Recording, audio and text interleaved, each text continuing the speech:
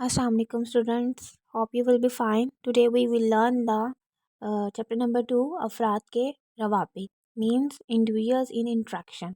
ठीक है, first topic हमारा है फ़र्द. चलिए हम रीडिंग करते हैं. रियासत में रहने वाले को फ़र्द कहा जाता है. फ़र्द माशरती गिरोह की इकाई है. इकाई का मतलब होता है बुनियाद.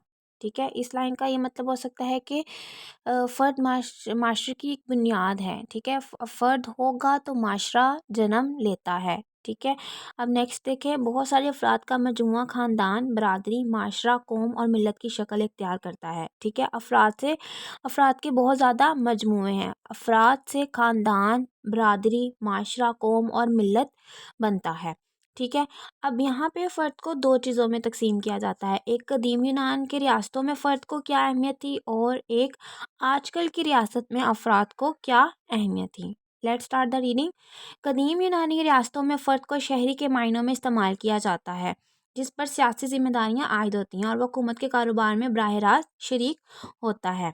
और आजकल की रियासत में रहने वाले तमाम अफराद जिन्हें सियासी, माशरती और माशी हकूक़ हासिल हों और वो भी फ़राइज़ सर अंजाम दे रहे हों, उन्हें रियासत के शहरी कहा जाता है. ठीक है, आगे आप लोग इसको अंडरलाइन कर लें. अफराद छोटे बड़े ग्रोहों में तकसीम होते हैं.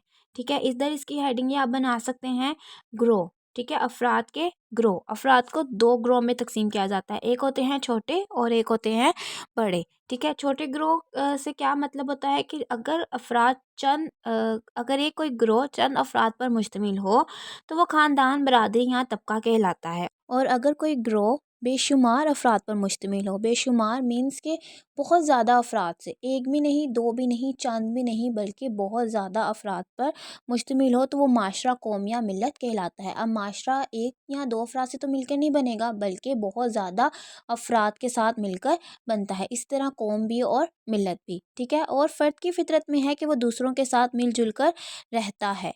ठीक है, आगे है. अरस्तू के मुताबिक इंसान एक माशरती हैवान है. ठीक है, फ़र्द अकेला नहीं रह सकता, वो दूसरों के साथ मिलजुल कर खुश रहना पसंद करता है.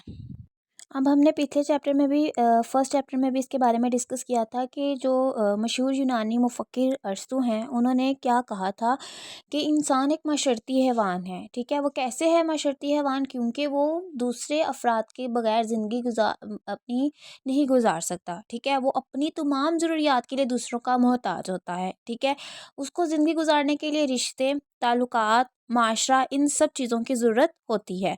ठीक है, अगर वो इनके साथ अपनी इज्तिमाई ज़िंदगी रिश्तों और ताल्लुकात से मुंसलिक करता है तो और यही रिश्ते और ताल्लुकात मुनज़िम होते हैं, तो माशरा जन्म देते हैं. ठीक है, तो माशरे को जन्म देते हैं, और जब माशरा मुनज़िम हो जाता है तो वो एक रियासत की शक्ल इख्तियार कर लेता है, और फिर वो एक शहरी रियासत के अंदर अपना एक ख़ास मुकाम और किरदार अदा करता है. होप सो आपको लेक्चर की समझ आ गई होगी. इसको आपने अच्छी तरह याद करना है और अपनी कॉपीज़ पे नोट डाउन करना है. ओके स्टूडेंट, अल्लाह हाफिज़.